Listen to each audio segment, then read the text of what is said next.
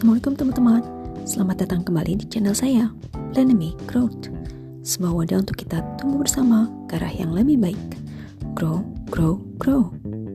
Nah teman-teman, sekarang kita ada di edisi sharing-sharing berita. Namanya Better alias berita terkini. Oh iya, untuk teman-teman yang belum menyimak pembahasan sebelumnya, ada baiknya untuk membuka dulu video saya sebelumnya, agar pembahasannya bisa berkesinambungan. Linknya sudah saya cantumkan di box deskripsi ya. Teman-teman, berikut saya akan menyajikan ringkasan 5 berita top dunia yang terjadi di pekan terakhir bulan Desember 2022. Berita pertama adalah berita tentang ramalan sekutu Putin tentang 2023. Teman-teman, mantan Presiden Rusia yang merupakan sekutu dekat Vladimir Putin, Dmitry Medvedev, meramalkan akan ada perang antara Jerman dan Prancis tahun depan. Dia juga memperkirakan perang saudara akan pecah di Amerika Serikat yang akan menyebabkan Elon Musk menjadi presiden. Loyalis utama Vladimir Putin itu membagikan daftar prediksinya untuk 2023 di akun Telegram dan Twitter pribadinya. Dalam keterangannya, dia juga meramalkan Inggris akan bergabung kembali dengan Uni Eropa yang pada gilirannya akan runtuh. Medvedev saat ini duduk di Kremlin sebagai wakil kepala Dewan Keamanan Penasehat Putin. Dia menjabat sebagai presiden selama masa 4 tahun ketika Putin memegang jabatan Perdana Menteri. Berita kedua adalah berita tentang COVID-19 di China. Teman-teman, sejumlah rumah sakit di China berada dalam tekanan menyusul kasus COVID-19 yang terus meningkat. Kasus COVID-19 di China naik menyusul upaya negara tirai bambu itu yang akan mengubah COVID-19 menjadi endemik. Pada Selasa 27 Desember 2022, China melaporkan ada 3 kematian akibat COVID-19. Jumlah itu naik dibanding Senin 26 Desember 2022 yang tercatat ada 1 pasien virus corona meninggal. Angka kematian akibat COVID-19 di China masih inkonsisten. China memutuskan melonggarkan aturan COVID-19 setelah terjadi gelombang unjuk rasa memprotes aturan COVID-19. Virus corona di China diperkirakan saat ini telah menginfeksi jutaan orang per hari. Berita ketiga adalah berita tentang drone Korea Utara yang langgar perbatasan. Teman-teman, Amerika Serikat menegaskan komitmennya untuk melindungi Korea Selatan setelah sejumlah drone Korea Utara melintasi perbatasan.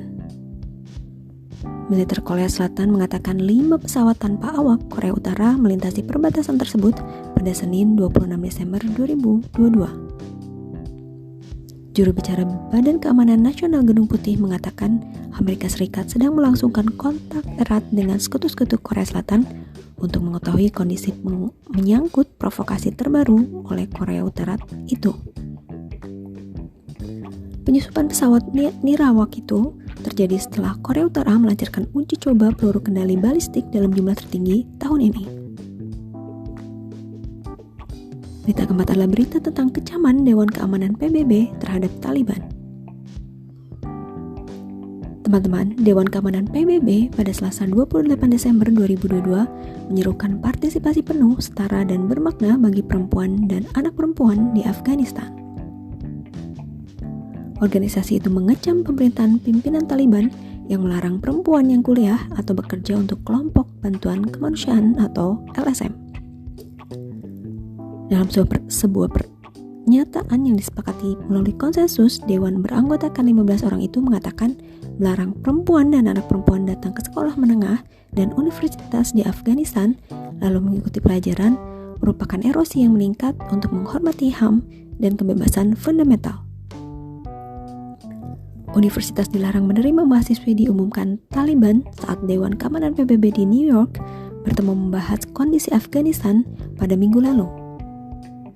Anak perempuan di Afghanistan sebelumnya sudah dilarang masuk sekolah menengah sejak Maret 2022.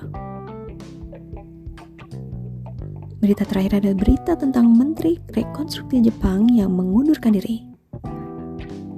Teman-teman, Menteri Rekonstruksi Jepang, Kenya Akiba, mengajukan surat pengunduran diri kepada Perdana Menteri Jepang, Fumio Kishida pada Selasa 27 Desember 2022.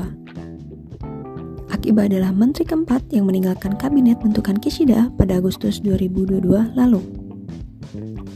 Hubungan dekat Partai Demokrat Liberal yang berkuasa di Jepang dengan kelompok agama tersebut terungkap setelah pembunuhan mantan Perdana Menteri Jepang Shinzo Abe dan telah dikutip oleh responden jejak pendapat publik sebagai alasan dibalik rendahnya peringkat persetujuan Kishida. Partai oposisi menuduh Akiba terlibat dalam pelanggaran undang-undang pemilihan dan punya hubungan dengan gereja unifikasi. Namun Akiba membantah melakukan kesalahan. Posisi Akiba akan digantikan oleh mantan Menteri Rekonstruksi Hiromichi Watanabe. Kishida mengatakan Mio Sugita, wakil Menteri Urusan Dalam Negeri Parlemen, juga telah mengajukan pengunduran diri. Nah teman-teman, sampai di sini dulu pembahasan secara singkat dan sederhana tentang 5 berita top dunia di edisi Better alias berita terkini. Oh ya, untuk teman-teman yang mau sharing pengetahuan atau berkomentar seputaran isu ini, boleh langsung tulis di kolom yang tersedia. Jangan lupa untuk tetap disclaimer on. Pelajari dengan betul sebelum terjun ke hal-hal yang tidak kita ketahui. Satu lagi teman-teman, jangan lupa dukung terus buku-buku antologi saya, sudah bisa dipesan loh. Bagi yang berminat beli buku atau ingin belajar menjadi seorang penulis buku, bisa tulis pesan di kolom komentar atau DM saya di Instagram @dona_marianda. Jangan lupa follow akun saya juga di Tip-Tip TV dan blog saya di zonadona.com. Sampai jumpa lagi.